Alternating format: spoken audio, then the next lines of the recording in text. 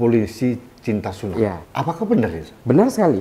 Dan sekarang mereka berusaha bertakiah dengan satu nama baru, pembelajar cinta sunnah, tapi singkatannya tetap PCS. Pembelajar Cinta sunnah. nggak pakai nama polisi? Nggak pakai nama polisi karena mereka tahu gerakan ini sudah tercium. Tapi admin-adminnya tetap polisi. Aktif? Aktif.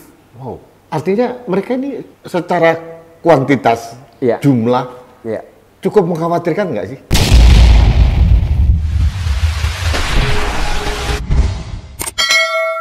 Organisasi-organisasi seperti Jamaah Islamiyah, Jamaah Ansarud Daulah, dan semua produk-produk turunannya, JAK, JAT, JAS, Ansarus Sunnah, Ansarut Tauhid, Ansarul Khilafah, dan sebagainya, itu kan sebenarnya memang organisasi-organisasi underground yang memang sayap-sayap dari organisasi awal yang bernama Jamaah Islamiyah ini.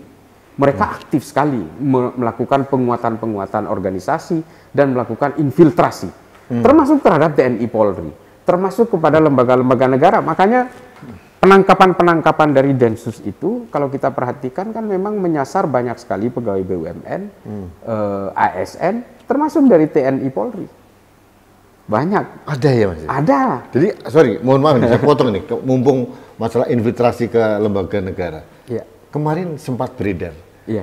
video dari satu Ustadz Ridho kalau nggak salah, mengatakan polisi itu tersusupi faham Wahabi dengan terbentuknya PCS. Ya. Polisi cinta sunnah. Ya. Apakah benar itu? Benar sekali. Dan sekarang mereka berusaha bertakiah dengan satu nama baru, pembelajar cinta sunnah, tapi singkatannya tetap PCS. Pembelajar Cinta sunnah. nggak pakai nama polisi? Nggak pakai nama polisi karena mereka tahu gerakan ini sudah tercium. Dan tapi admin-adminnya tetap polisi, anggota. Aktif? Aktif. Wow. Artinya mereka ini secara kuantitas, Ya. jumlah, Ya. cukup mengkhawatirkan nggak sih? Menurut saya mengkhawatirkan karena kalau kita melihat secara komparatif dengan banyak negara di seluruh dunia, metode infiltrasi terhadap kepolisian dan tentara ini menjadi fatal pada akhirnya. Terbentuknya Al-Sabab itu tidak berdiri di ruang hampa. Dia dimulai dari sebuah gerakan toliah, gerakan elit kecil dari ketentaraan di Somalia. Demikian juga dengan Nigeria. Terbentuknya Boko Haram itu berawal dari toliah juga, avant-garde, kesatuan elit kecil di dalam tubuh ketentaraan juga. Oke, kalau begitu, kalau itu mengkhawatirkan, kan Mas Islah kan sering berkomunikasi dengan banyak orang, ya kan? Apakah sudah ada langkah-langkah yang cukup strategis dari pimpinan Polri untuk mengatasi hal ini? Sebenarnya ini kan persoalan ideologi kan sebenarnya. Artinya ideologi itu harus dilawan dengan ideologi. Pemikiran harus dilawan dengan pemikiran.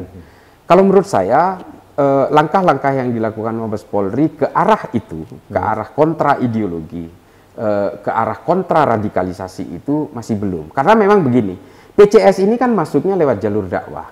Mereka memanfaatkan polisi-polisi yang haus akan agama. Tapi secara tanpa sadar, melalui proses kesadaran-kesadaran kognitif, mereka pada akhirnya akan berkenalan dengan segregasi. Pemisahan-pemisahan, karena konsep dari ajaran ini sebenarnya adalah al-wala wal-bara. Loyalitas dan pemisahan dengan orang yang dianggap kafir. Ini kan memang orang-orang yang anti perbedaan sebenarnya. Secara dakwah awal memang mereka seolah-olah dikenalkan dengan kesejukan, misalnya. Tidak boleh menghina pemimpin. Tidak, unjuk rasa itu haram. Oke, pada tataran itu memang buat polisi kan menarik. Oh, ini kan kerjaan saya. Ajaran seperti ini membantu saya kan. Meringankan beban. Meringankan beban gitu. Pekerjaan saya jadi ringan. Kalau ini diadopsi oleh seluruh rakyat Indonesia, nggak akan ada lagi caci maki ke presiden, ke unjuk rasa misalnya. Tapi itu hanya tahap awal. Pada akhirnya mereka itu tidak menghendaki adanya perbedaan. Itu pasti. Konsep bid'ah, konsep takfir itu pada akhirnya muncul. Dan setelah konsep bid'ah, konsep takfir, konsep-konsep anti koeksistensi itu ketika mulai muncul, mereka pada akhirnya akan mentogutkan lembaganya sendiri. Itu kan bahaya itu. Bahaya sekali, dan mungkin ada yang resign. Bahkan ada 2 anggota Polwan misalnya yang ditangkap oleh Densus di Yogyakarta karena mau berangkat ke Suriah. Polwan aktif? Polwan aktif. Wow. Nah ini kan menjadi persoalan-persoalan kalau masih pada tataran kasuistis mungkin oke lah ini masih bisa menjadi konsumsi kita. Tapi kalau ketika gerakan underground movement mereka itu semakin membesar, pada akhirnya mereka bisa menguasai populasi kepolisian dan tentara yang notabene punya senjata, mereka punya wewenang untuk melakukan penegakan hukum dan punya wewenang untuk menjaga pertahanan negara ini. Selesai kita. Dan itu yang terjadi di Somalia misalnya. Mas Islah, infiltrasi itu kan bukan semacam gebrakan seketika. Iya. Ada proses halus gitu kan, lambat dan itu perlu waktu. Gitu. Iya. Nah, menjadi terpapar seperti yang dilakukan oleh teman-teman yang di PCS ini kan, iya, ini kan perlu waktu. Iya. Apakah berarti ada pembiaran begitu lama sehingga ini bisa eksis? Menurut saya bukan pembiaran, ketidakpahaman. Oh, baik dari Mabes Polri atau sampai ke tugas-tugas wilayah yang di bawah. Karena memang kan mereka masuknya halus sekali. Dia seolah-olah mengajarkan ketentraman, mereka mengajarkan humanity dan sebagainya. Dan ini menarik buat orang yang berangkat dari keluarga yang pemahaman agamanya kecil, dan mereka berangkat dari keluarga yang bisa dikatakan sinkretis, abangan dan sebagainya. Dan ketika dia sudah dipenuhi oleh tugas-tugas yang sedikit misalnya kalau polisi ya, kalau polisi kan memang tugas-tugasnya itu selalu berserempetan dengan urusan nyawa, resiko-resiko yang besar itu membuat mereka itu akhirnya membutuhkan energi-energi spiritual di dalam otaknya. Nah, ini yang dimanfaatkan. Titik balik kesadaran ini yang dimanfaatkan mereka masuk ke sana, mencekokinya secara perlahan, dan kemudian pada gelombang yang lebih besar mereka pada akhirnya melawan kode-kode etik di kepolisian sendiri dan ketentaraan. Misal celana dicingkrangin. Ini bukan persoalan itu ya, karena artinya ciri-ciri radikal bukan itu sebenarnya.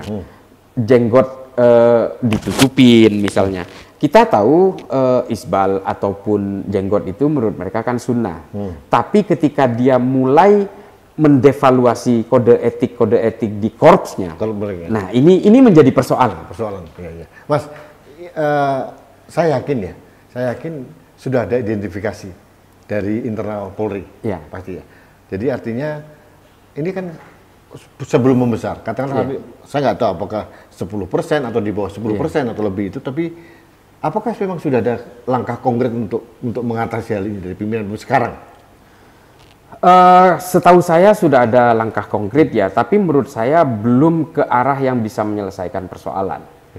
Instantly mungkin bisa, misalnya dengan menarik mereka ke posisi-posisi yang non strategis misalnya, atau senjata-senjatanya misalnya bisa saja dilucuti orang-orang yang terpapar seperti ini.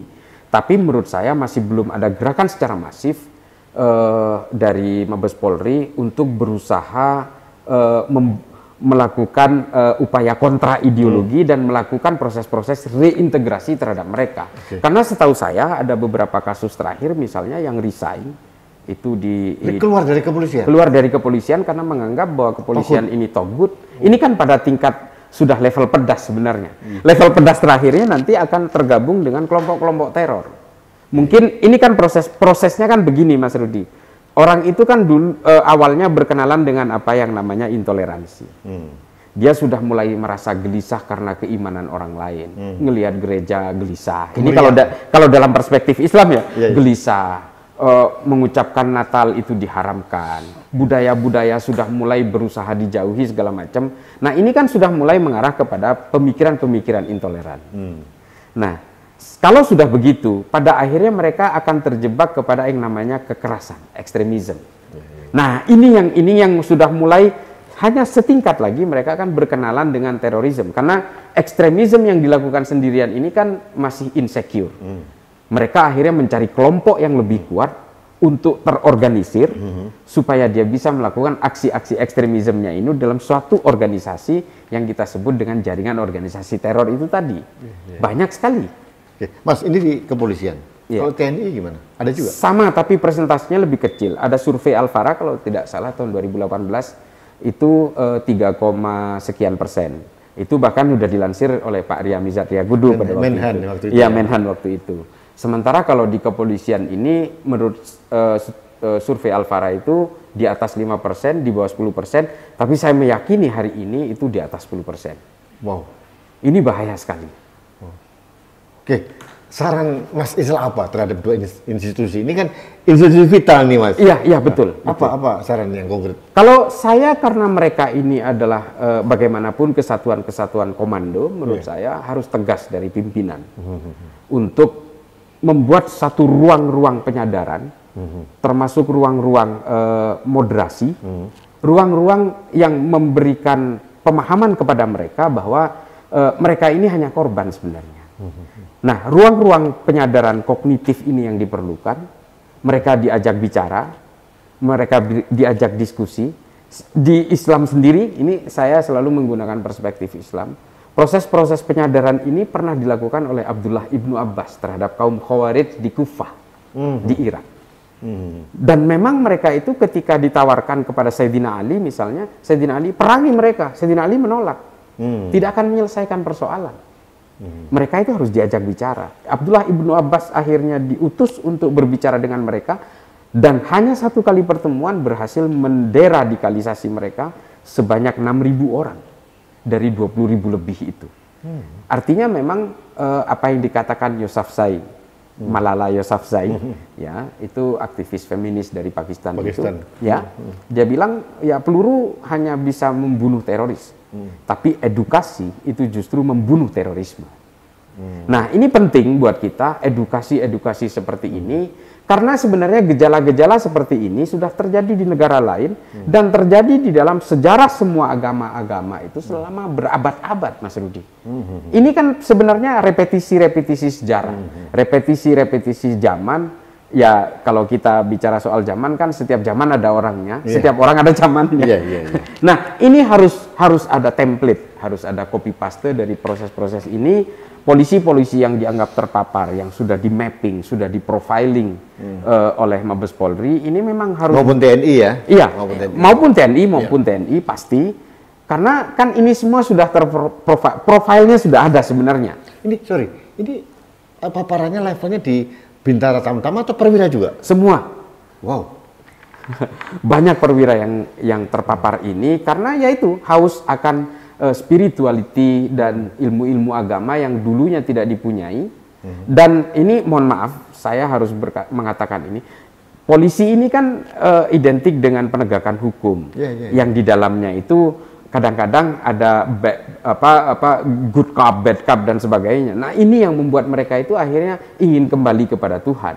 Dan ketika mereka berusaha mencari Tuhan, ketemunya dengan yang begini, selesai. Iya, itu dia. Tapi artinya perlu langkah konkret untuk melakukan kontra. Harus ada ruang-ruang, ada bejana-bejana untuk diskusi dengan mereka. Ada ditumbuhkan moderasi beragam. Betul. Konkret ya. Mas, saya ngeri ya. Cukup ngeri saya. Saya belum cerita soal bagaimana infiltrasi mereka terhadap polisi dan tentara di beberapa negara yang kemudian hingga hari ini berkecamuk dan konfliknya tidak pernah selesai. Banyak sekali. Ada referensi ya? Metodologi mereka itu selalu seperti. Dan kalau kita mau tahu, Mas Rudi, Khawarij ini tentara. Khawarij ini kan tentaranya Sayyidina Ali yang membelot karena tidak setuju dengan arbitrase peperangan dengan Muawiyah. Ini kan tentara. Dan ketika tentara sudah terinfiltrasi dengan paham-paham yang seperti ini, maka ideologinya itu menjadi terjaga. Dan hingga hari ini kan kita percaya bahwa Khawarij ini menjadi firqah-firqah dan hidup hingga hari ini 1400 tahun. Oh. Ini kan bahaya.